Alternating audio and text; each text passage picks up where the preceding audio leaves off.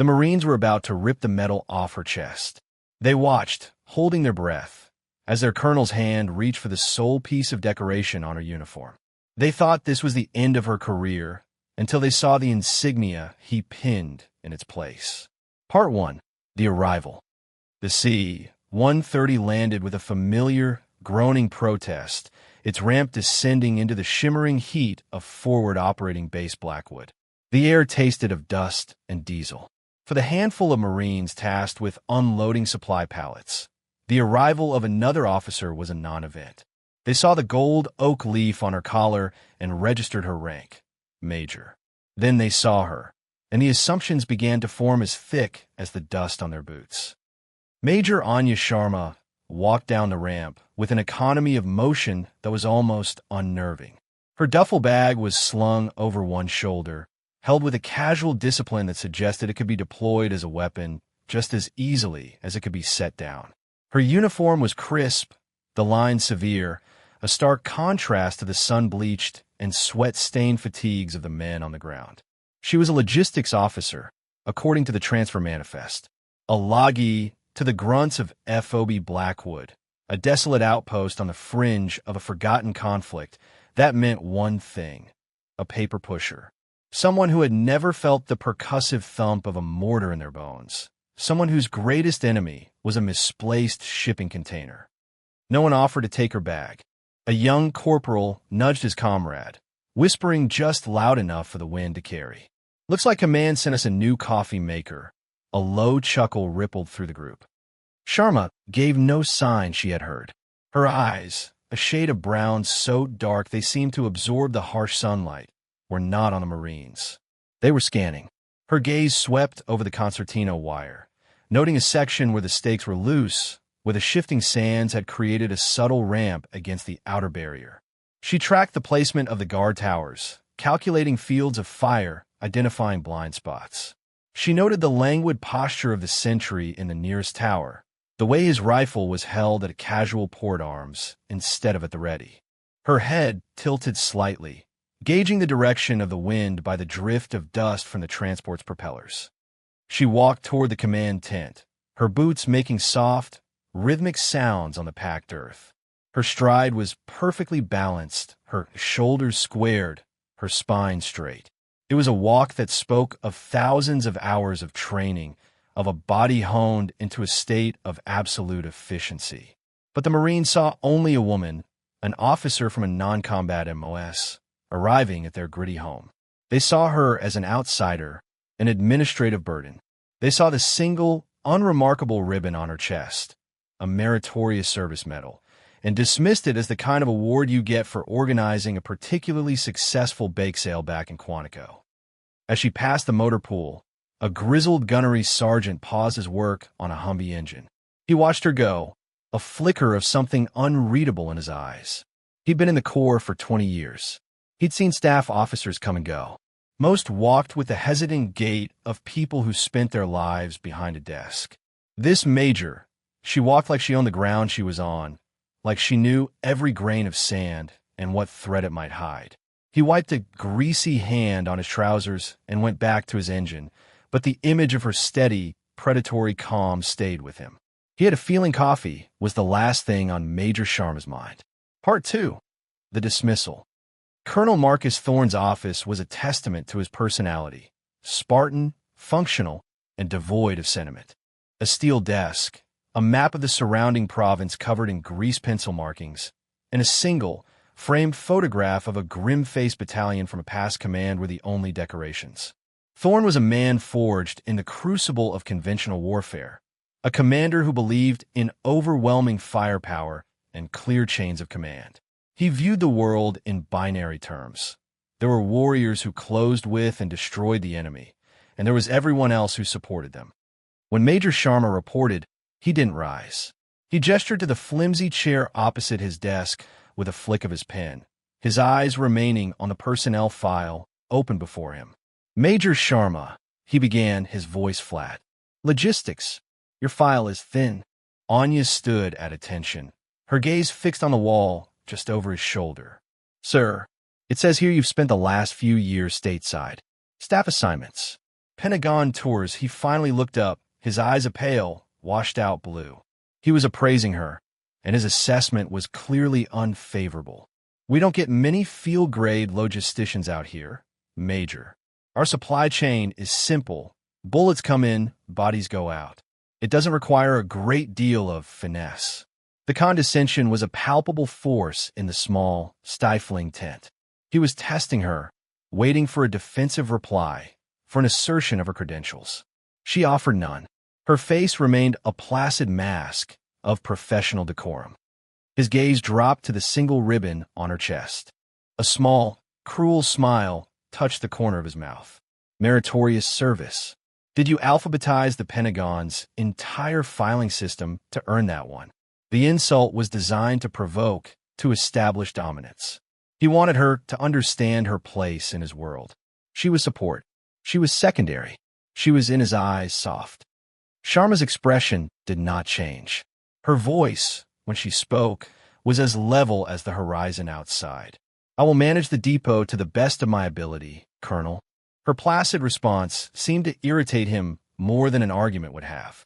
He closed her file with a snap that echoed in the quiet tent. "Your predecessor was a captain who understood his role. He kept the beans and bullets counted and stayed out of tactical discussions. I expect the same from you. You are here to manage inventory, not to reinvent the wheel. Your job is to ensure my trigger pullers have what they need when they need it. That is all. Am I clear?" "Crystal, sir," she replied. The word was clipped precise. "Good," he waved a dismissive hand. "Find your quarters. Get settled. Stay out of the way of the real work."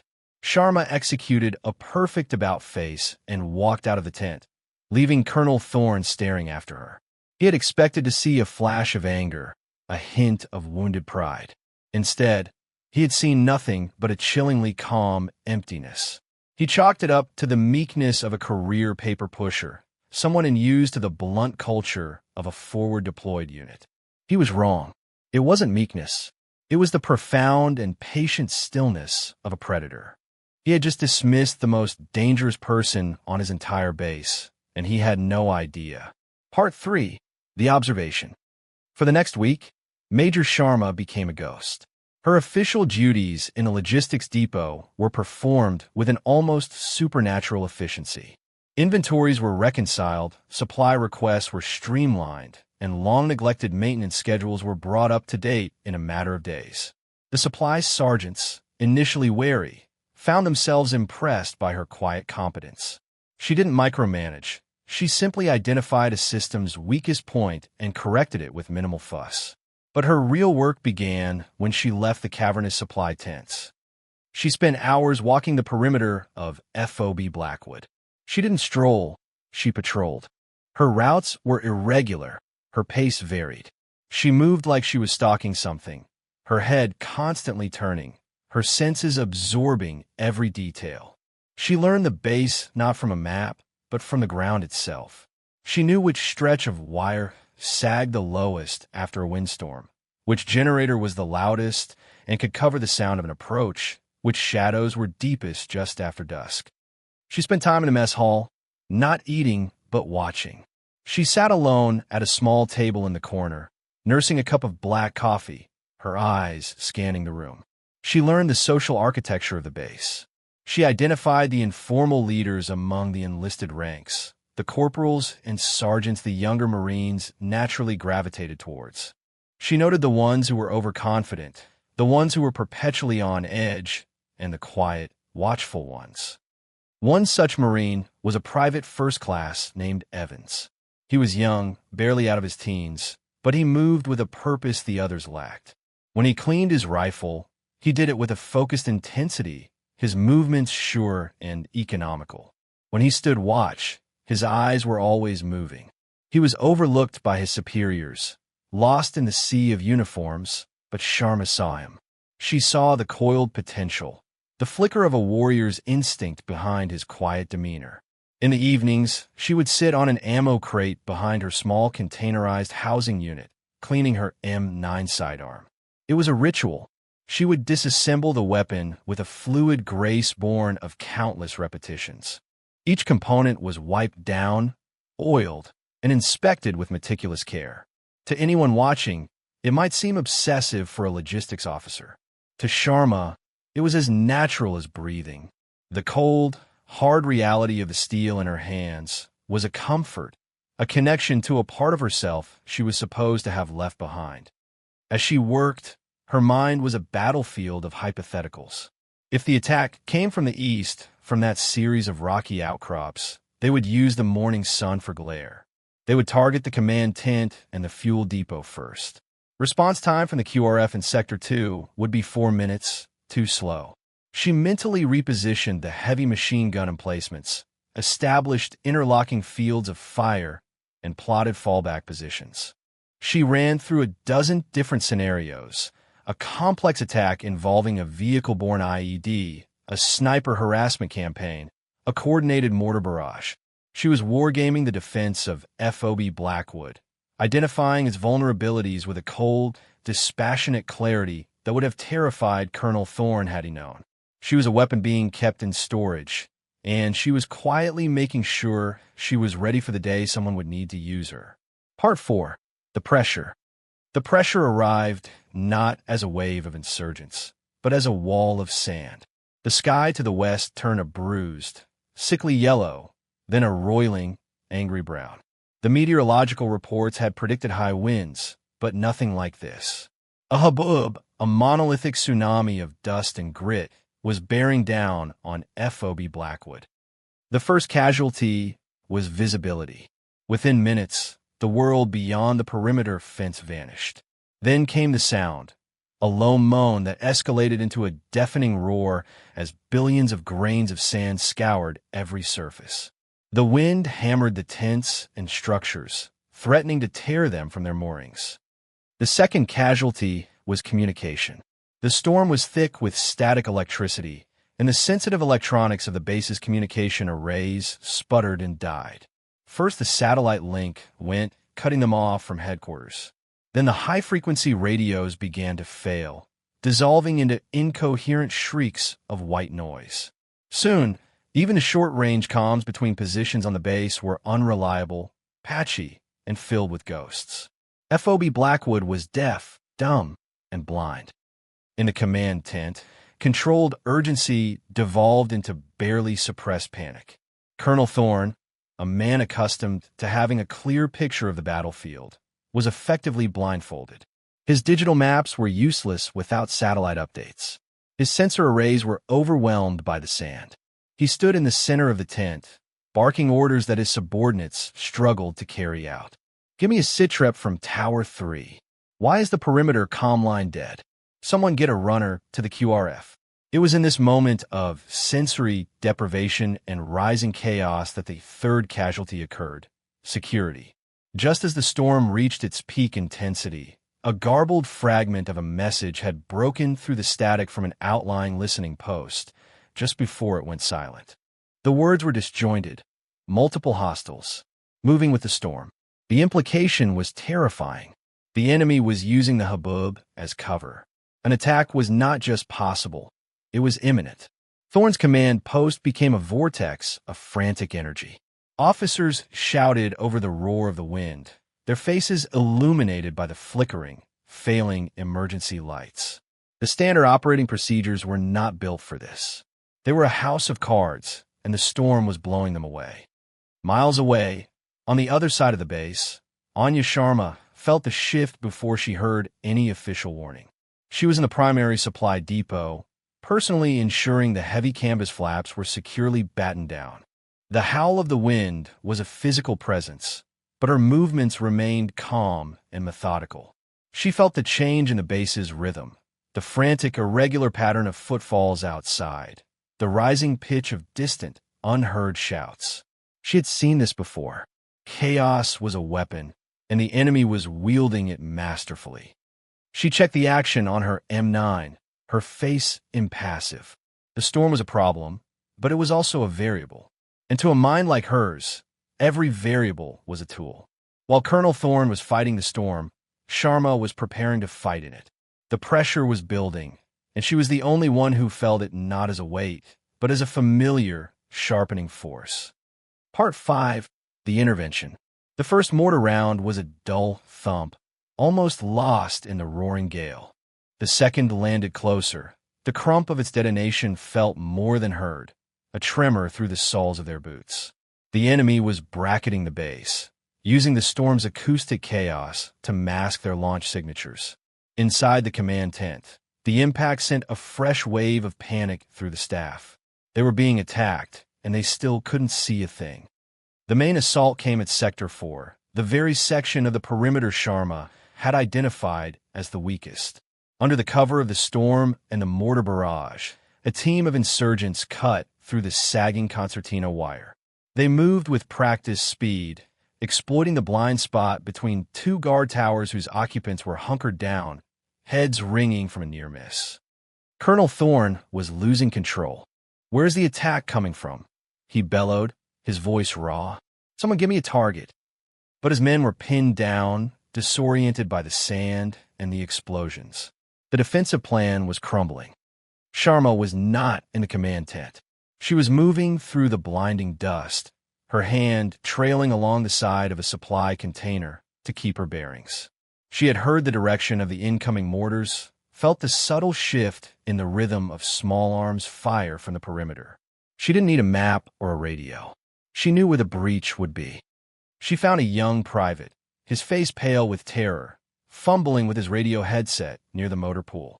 She placed a firm hand on his shoulder. He flinched, spinning around, rifle raised.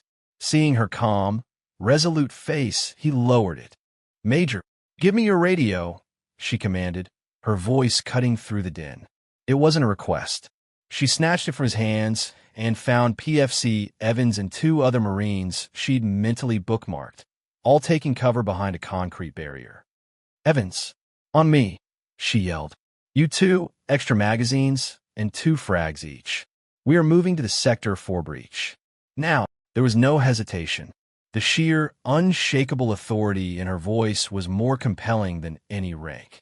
They scrambled to their feet and fell in behind her. They plunged into the maelstrom, a 4-person fire team led by a logistics officer. Sharma navigated the swirling brownout not by sight, but by a perfect mental map of the base and an instinct honed in places far worse than this. She used the deafening roar of the wind and the percussive blast of the mortars as auditory cover, moving from one piece of hard cover to the next. They reached the breach just as the first wave of insurgents was pouring through. The enemy, confident in their surprise, were silhouetted for a split second against the exploding glow of a mortar round. It was all Sharma needed.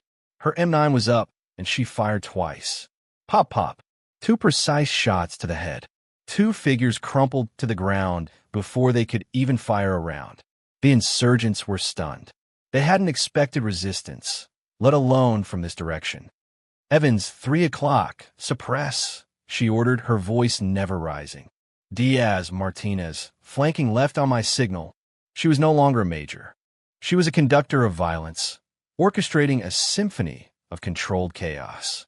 Evans laid down a blistering field of fire with his M4, forcing the enemy to take cover. Sharma moved, a wraith in the dust, her pistol barking with cold, methodical lethality. She didn't waste motion. She didn't waste bullets. Each movement was a solution to a tactical problem. She tossed a grenade with a perfect arc, landing it directly in the center of a clustered group of enemy fighters. The young Marines followed her lead, their fear burned away by the sheer awe of her competence. She was everywhere at once, calling out targets, directing their fire, anticipating the enemy's flanking attempts before they even began. In less than 5 minutes, the breach was plugged. The assault was broken. The sand around them was littered with the bodies of the enemy. Major Sharma stood over the scene, her chest rising and falling in a steady rhythm, her M9 held at a low ready, a wisp of smoke curling from its barrel. The ghost of FOB Blackwood had just saved them all. Part 6, The Shift.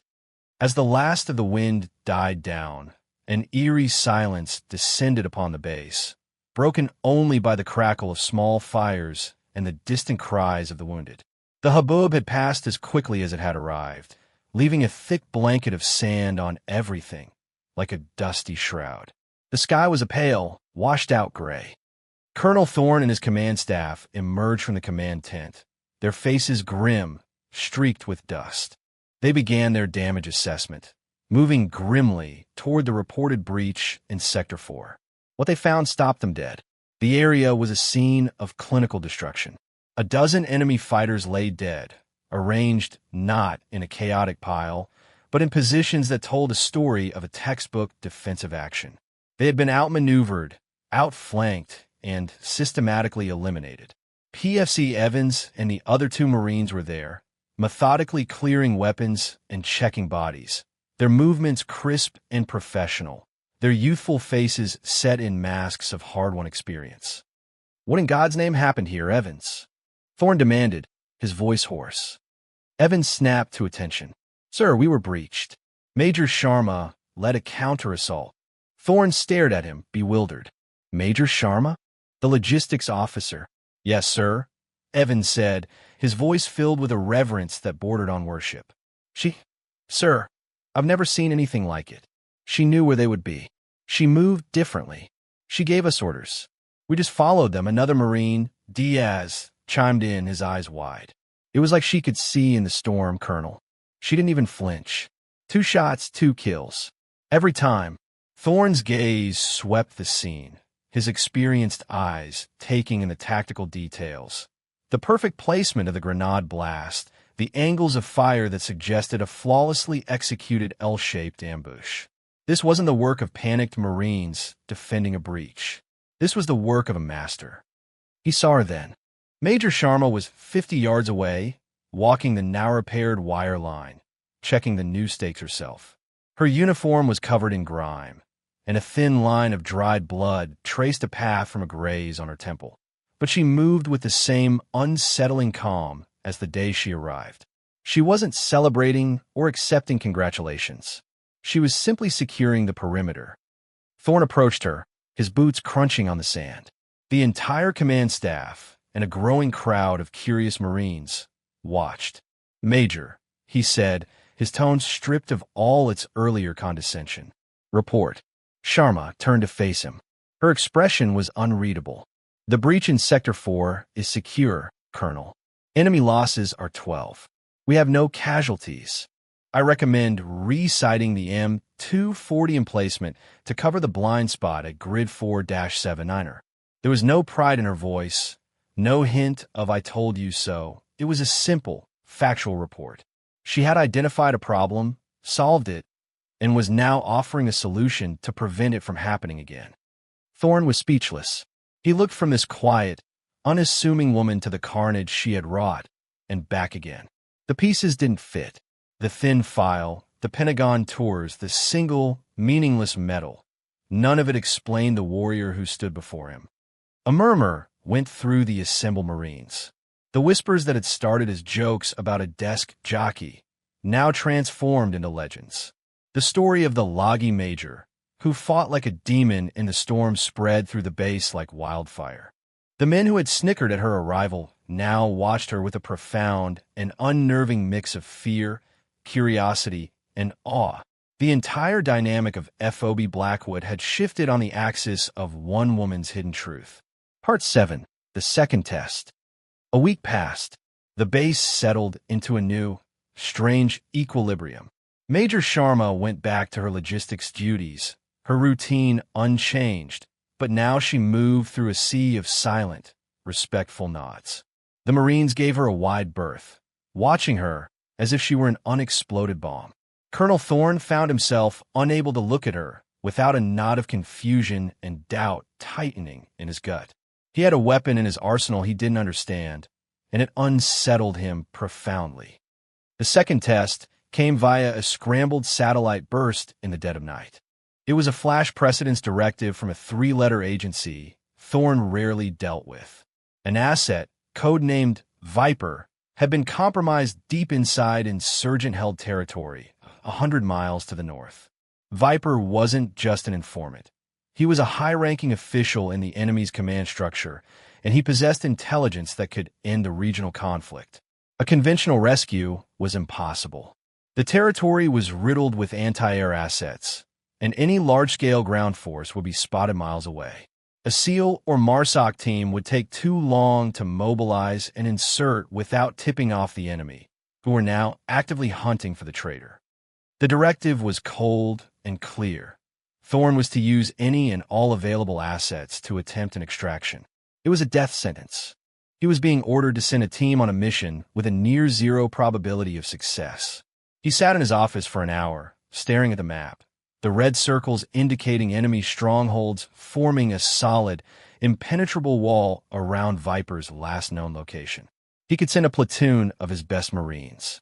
They would be brave, they would fight hard, and they would die for nothing. Then he thought of Sharma. He sent for her. When she entered his office, the atmosphere was a universe away from their first meeting. He stood up. He offered her a cup of coffee. He gestured for her to look at the map. "Major," he began, his voice heavy, "I have an impossible situation." He laid out the entire mission profile, the asset's value, the enemy's disposition, the tactical constraints. He left nothing out. He finished by pointing at the map. "They want me to send a team in there. It's a suicide run. I won't order any of my men to do it." He paused, his gaze locking with hers. "But the directive says I can use any and all available assets. I'm not ordering you, Major. I am asking. Can this be done?" Anya Sharma studied the map for a long, silent minute. Her eyes weren't seeing obstacles. They were seeing pathways. She absorbed the terrain data, the enemy patrol schedules, the intelligence on their command and control networks. Her mind worked like a complex algorithm, processing variables, calculating risks, and identifying infinitesimal cracks in the enemy's defenses. She traced a thin, winding line on the map with her finger through a series of ravines and wadis the enemy considered impassable at night. She pointed to a communications relay tower on a high ridge. Their comms are centralized through this hub. If it goes down, their local units will be deaf for at least 30 minutes before they switch to runners. She then pointed to a small, insignificant village miles away. And intel says their regional commander is obsessed with a local brand of tea. The supply truck makes its run every other night along this road. Thorne stared, uncomprehending. "Yeah, what does tea have to do with it?" "It's a pattern," Sharma said softly. "And patterns create windows." She finally looked up from the map. "I can do it, but I'll need a small team, volunteers only. Complete operational autonomy. No radio contact until I initiate. And I want PFC Evans." Thorne didn't hesitate. "He's yours. Whatever you need." The mission was a phantom. Sharma, Evans, and two other hand-picked Marines slipped off the base that night, melting into the darkness with no fanfare. From Evans's perspective, it was a masterclass in the art of unseen warfare. They didn't fight their way in. They flowed through the landscape like water. They used local goat trails, moved through shadows, and timed their infiltration to coincide with a shift change in enemy patrols that Sharma had somehow predicted to the minute. They didn't destroy the comms tower. Sharma used a device to temporarily hijack its signal, broadcasting a looping, pre-recorded message of all clear while they slipped past. They intercepted the tea supply truck, not with violence, but with a box of nails spread across the road. While the driver was busy changing a tire, they were already miles away, having used the diversion to cross the only open ground on their route. They found the asset, Viper, hidden in the cellar of a dilapidated farmhouse, feverish and terrified. Sharma spoke to him in his own dialect, her voice calm and reassuring. They were ghosts. They slipped back out of hostile territory, leaving behind nothing but a confused truck driver and an enemy that would not realize their prize was gone until sunrise. They had not fired a single shot. Part 8. The Reveal. Their return to FOB Blackwood was silent and unannounced. They materialized out of the pre-dawn gloom, appearing at the main gate like apparitions. The guards, startled, fumbled to let them through. Word of their arrival spread instantly. By the time they reached the command area, Colonel Thorne was waiting for them, his face etched with anxiety and disbelief. The entire off-duty population of the base seemed to be there too, standing in silent, curious clusters. The asset, Viper, was weak and leaning heavily on Evans, but he was alive. As medics rushed forward, the man pulled away slightly. His eyes searched the small group, passed over Thorne without a flicker of recognition, and locked onto Sharma. He stumbled toward her, his face a mask of awe and profound gratitude. He began speaking rapidly in his native Pashto, a language only a few on the base understood. But his tone conveyed everything: reverence, deliverance, and wonder. He reached into his shirt and pulled out a small, heavy object hanging from a leather cord. It was a challenge coin, but it was unlike any U.S. military coin. It was made of a dark, non-reflective metal, and was shaped like a jagged, stylized shard of shadow. He pressed it firmly into Sharma's hand. Then, looking past her to the bewildered Colonel Thorne, he spoke a single, clear word in English. It was a name, but it felt like a title, a legend whispered in the dark corners of a war. Spectre. The word struck Colonel Thorne with the force of a physical blow. His blood ran cold. Spectre. It wasn't just a call sign. It was a myth.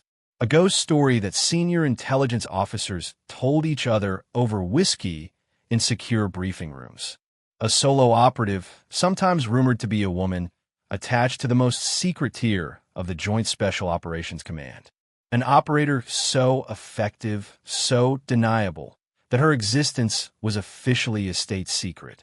Spectre was credited with dismantling terror cells, toppling rogue regimes, and averting wars, all without leaving a single trace. The file on Spectre was said to be the most heavily redacted document in the Pentagon. Most people, Thorne included, believed the stories were an exaggeration, a composite of a dozen different operators.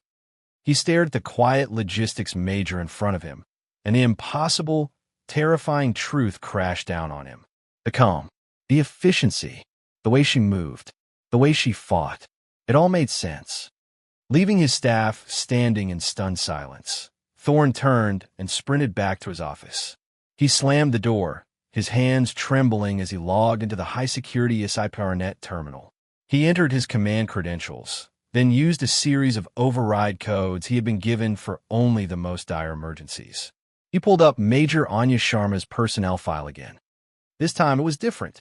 His command override had peeled back the first layer of redaction. The long blocks of black ink were gone. Unit assignment.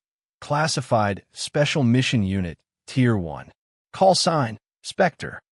Below that, a list of commendations scrolled down the page, a litany of valorous acts so secret they were identified only by alphanumeric codes. The Distinguished Service Cross. Multiple silver stars. A Navy Cross, awarded for an action while attached to a SEAL team. A Bronze Star with a V for Valor device and 4 oak leaf clusters. The list went on and on. Her entire career was a lie, a carefully constructed cover story. The Meritorious Service Medal pinned to her chest was the only award she was permitted to wear, a piece of mundane camouflage to hide the legend beneath. And her current assignment? A mandatory 6-month decompression and reacclimatization tour in a low-risk environment. It was an order meant to pull a burnout operative back from the brink. They had sent a ghost to manage his warehouse. Part 9. The Respect. Colonel Thorne walked out of his office like a man in a daze. The sun was higher now, casting sharp shadows across the dusty parade ground. He saw her. Major Sharma had separated from the others and was heading toward the mess hall, her mission complete, her demeanor already returned to that of an unassuming logistics officer. The mess hall fell silent as Thorne entered. Every Marine, from the lowest private to the most seasoned master sergeant, stopped eating. They watched as their base commander strode purposefully across the room, his eyes locked on one person. He walked directly to the small, isolated table where Sharma was sitting, field stripping her M9 with practiced, rhythmic clicks. The Marines tensed. Evans, sitting with his fire team, held his breath. They thought Thorne was going to confront her, perhaps reprimand her for the sheer audacity of her success, for making the entire command structure look obsolete. They saw Thorne's hand move, reaching toward her chest. It looked like he was going to rip the rank from her collar or the medal from her uniform, the ultimate act of public humiliation. His fingers closed around the single Meritorious Service Medal. He gently, almost reverently, unpinned it from her uniform. A collective gasp went through the room, but Thorne didn't discard it. He held the simple blue and white ribbon in his palm for a moment, looking at it as if it were a cheap trinket. Then he looked at the empty space on her uniform, and then into her dark, unreadable eyes. His voice, when he spoke, was low, but it carried to every corner of the silent hall. It was thick with an emotion no one had ever heard from him before. Pure, unadulterated respect. "This," he said, holding up the medal, "is an insult." He then did something that defied all protocol, something that would be spoken of on this base for years to come. He reached up to his own uniform, to the array of ribbons that told the story of his own decorated career. He unpinned his highest award, a Silver Star, earned for gallantry in Fallujah. The medal glinted in the dim light of the mess hall. With a steady hand, he pinned his own medal onto the front of Major Sharma's uniform. It was an impossible gesture, a transfer of honor from a commander to a subordinate he now knew was far, far more than his equal. He stepped back, his posture rigid. He raised his hand to his brow and rendered the sharpest, most profound salute of his life. It was not a colonel saluting a major. It was not a commander acknowledging a subordinate. It was a soldier paying homage to a legend. For the first time since she had arrived, a flicker of emotion crossed Anya Sharma's face. A deep, weary understanding. She rose slowly to her feet, her movements precise, and returned the salute. That broke the spell. PFC Evans shot to his feet, his chair scraping loudly on the concrete floor, and saluted. Then another Marine, and another. Within seconds, every single person in the room was standing at rigid attention, their hands raised in a silent, unified show of absolute respect for the ghost who had walked among them. Part 10. The Closure. Dusk settled over FOB Blackwood, painting the sky in strokes of orange and purple. The day's oppressive heat finally began to recede, replaced by the cool, thin air of the desert night. Anya Sharma stood alone at the edge of the perimeter, near the very breach she had defended. She wasn't scanning for threats anymore. She was watching the sunset. The Silver Star pinned to her uniform felt impossibly heavy. It was not a weight of pride, but of connection. For a decade, she had been Spectre, a creature of the shadows, her victories known only to a handful of men in windowless rooms. Her heroism was a state secret, her sacrifices buried under layers of classification. She had been a ghost, intangible, unseen, and utterly alone. A quiet footstep on the gravel behind her made her turn. It was PFC Evans. He held a steaming metal mug in his hand. He didn't speak. He didn't have to. He simply offered her the coffee, his eyes conveying a depth of respect and gratitude that no words could capture. She took the mug, her fingers brushing his. He gave her a short, sharp nod, a gesture between equals, and walked away, leaving her to her solitude. She brought the mug to her lips, the bitter warmth a welcome sensation.